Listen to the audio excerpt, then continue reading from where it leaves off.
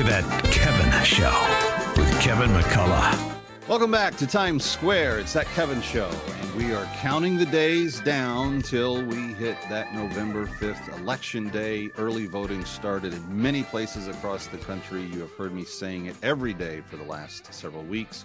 Get out and vote. Early vote by mail and early voting returns are looking very good for the country, but we have to maintain that momentum all the way through Election Day itself. But glad to have you with us. During this election cycle, I've had the chance to get to know some of the candidates in different races across the country that are working towards making government work better for the people. Novel idea that government would actually work for the people that elect it. And one of those is Mary Jo Ginchard, who's running in the 5th Congressional District in the state of New Jersey. And it's an interesting state to be running in, especially this go-around. Mary Jo Ginchard, welcome back to That Kevin Show. Thank you so much, Kevin. And I am so happy to be here and with your viewers as well. Yeah. New Jersey's interesting because Donald Trump's largest rally of the entire election cycle came in at Wildwood, there in the Garden State. But it is a state that borders the urban centers of Philadelphia and New York City. There are pockets that seem to be deep red, and there are pockets that seem to be deep blue. What is your sense, as you're out campaigning in your district and attending other things in the state, about the tenor of the election in New Jersey this go-around? It's going to be a key state when it comes right down to it. It is going to be a key state, Kevin, and you can feel the energy and excitement like nothing ever. You're absolutely right. Wildwood, I was there at that rally when Trump spoke. It was energized. We spoke about that, in a prior interview. 120,000 is what I felt like it was, but I know it was north of 100,000 people.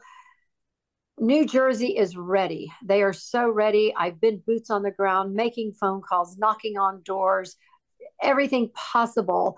And the sentiment is very much that they are ready to win it and turn this state red.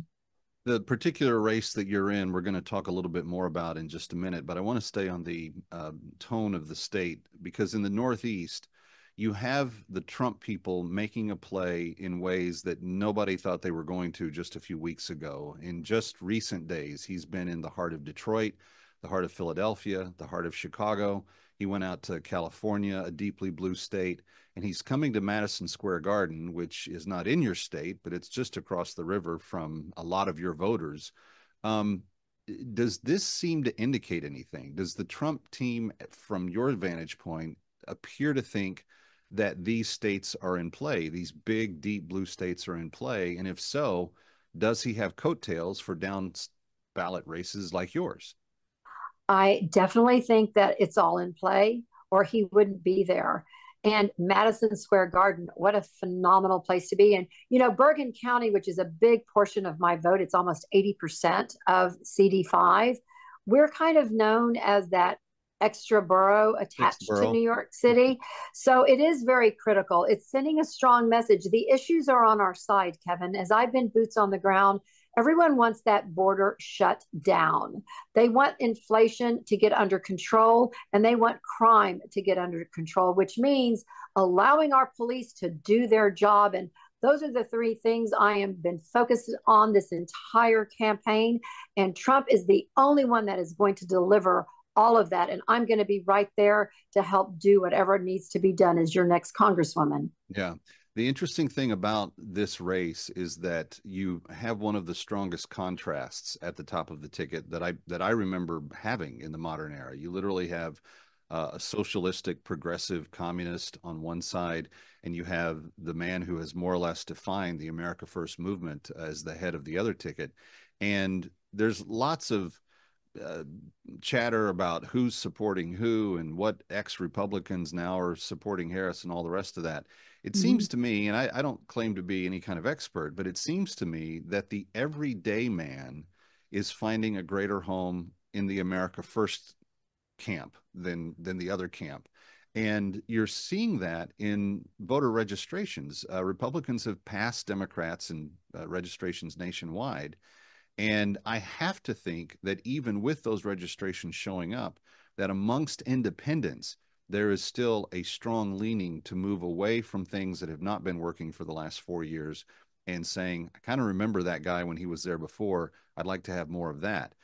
In the issues you've identified, immigration, crime, inflation, what is the story in your district on those three issues? How are they impacting the people that you're asking for the vote from? It's very impactful. And you're absolutely right about the America First movement that's happening. Who doesn't want America to be great? I say this all the time. It doesn't matter, where you're coming from. America first. We need to get back to our common sense. And that's what I'm hearing in my district. The crime they're very concerned about, but really number one is the border issue, But then you've got another pocket, because remember, I have Sussex County, Bergen, and a little bit of Passaic. So we're also hearing about the inflation, being able to make those decisions, those hard decisions of how much do I need to buy for groceries versus, putting the gas in the car to get to work. There's a very much of a anxiety and, the stress of it all right now. They just want to get back to where we were 4 years ago. We had very little crime, saying no crime at all. Those are big words, right? But the crime wasn't near what it was like it is today.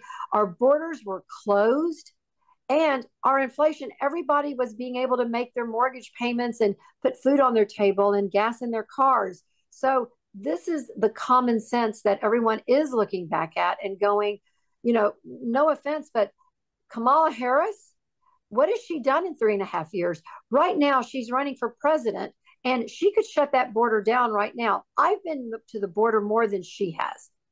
So that's where this district is coming from. Yeah. Well, she's trying to make the claim that it was all the fault of Donald Trump, and that somehow he put a magic whammy on everything, and she's not been able to do anything for 3.5 years because of him. Let's talk about, we're going to take a break in a moment, but I want to talk about your race in particular, because the opponent that you're facing has ducked an opportunity to debate you twice. And just in speaking with some voters from your district in recent weeks that you weren't even aware of, I've had conversations with some of your constituents that have said that he is disserving the District 5 that you're representing. And this is kind of representative across the country in terms of what Democrats are doing with the districts that they serve. But in Mary Jo's case in New Jersey, it might be higher ambition that Josh Gottheimer has instead of just trying to focus on the job that he currently has. But if before we take this first break, if people want more information, if they want to send you some money to help in the final days, and hard money goes a long way in actual campaigns. In fact, it goes further than soft money does. So Mary Jo could very much use that. But where do they go for more information about what you stand for and how to get involved? It's really simple. It's maryjoforcongress.com, and you spell it out. It's MaryJofor Congress.com. We're in the last 19 days, as you've stated. That will be very helpful for donations to come through to let us do that final push to get to the finish line.